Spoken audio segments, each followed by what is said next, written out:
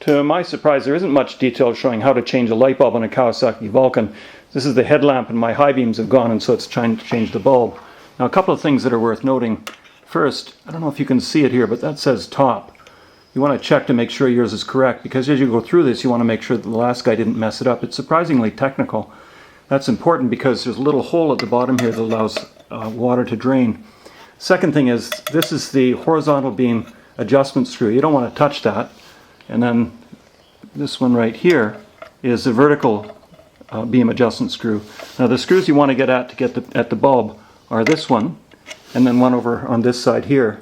And these have little bushings as well, so spin those off now.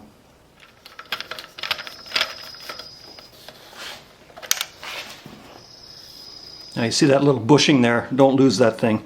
And you see I'm holding onto the bulb now because it could come loose and you don't want to drop it.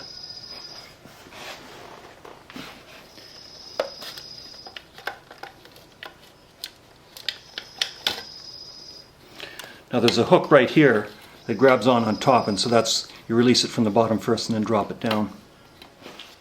So here's the connector and the bulb is underneath, and you may need to push this little rubber down to get to it. Now you just need to pry this off carefully.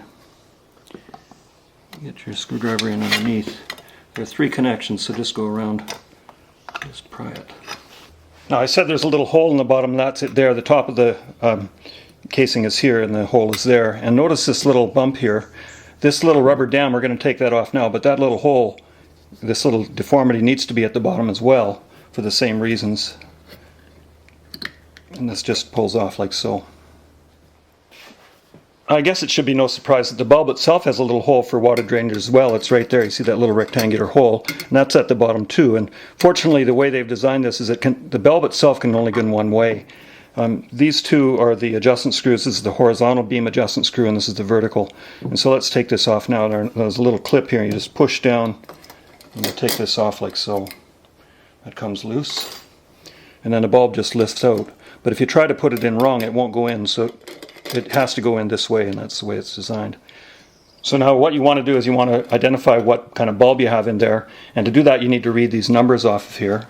And I'll see if I can show that to you. Get it to focus.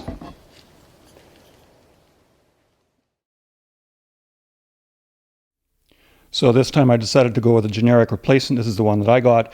Just a word of caution, not all the H4s have those 3 ears on the side, so make sure you get the one that's right for your bike. Now, further note, you see I've switched to gloves. That's because these things run really hot, and you don't want to touch your finger to the side of it with your oils in the finger. What happens is the oils sit on the side of the glass. They absorb more energy and cause the glass to become hot, and that shortens the life of the bulb. So we drop these in like so, and then just put the clip back on.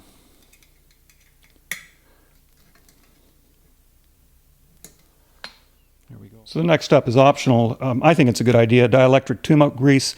I put that on the electrical connections and also the where the rubber dam goes.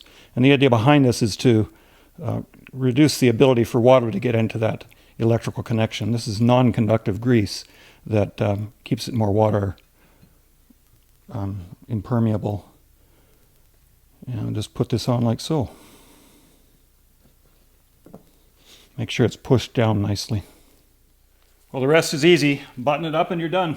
Thanks for watching.